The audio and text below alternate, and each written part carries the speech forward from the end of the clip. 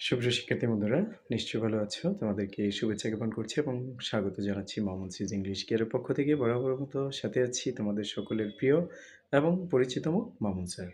আজকে কথা বলবো এক্সক্লেমেটরি সেন্টেন্সের একটা কোশ্চেন নিয়ে। চলো শুরু করা যাক। বাক্যের শুরুতে হাউ অথবা হোয়াটে এবং শেষে সাবজেক্ট এবং ভার্ব এবং এক্সক্লেমেশন মার্ক যদি থাকে তাহলে বাক্যটি হচ্ছে এক্সক্লেমেটরি সেন্টেন্স।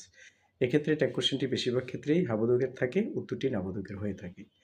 এছাড়াও যেটি পরীক্ষায় বেশিরভাগ আসতে দেখা গিয়েছে সেটি হচ্ছে বাক্যটি শুরু হয় হাউ অথবা হোয়াটে দিয়ে, বাট এরপর একটি অ্যাডজেক্টিভ থাকে কিন্তু কোনো সাবজেক্ট এবং ভার্ব থাকে না। তাহলে হাউ অথবা হোয়াটে plus adjective plus exclamation mark, কোনো সাবজেক্ট এবং ভার্ব থাকবে না। সেক্ষেত্রে ট্যাগ কোশ্চেনের উত্তরটি হবে ইজন্ট ইট।